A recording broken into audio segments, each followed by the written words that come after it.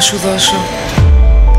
Να σε θυμούνται, παιδί μου, να σε ρωτάνε και κάτι να σημαίνει.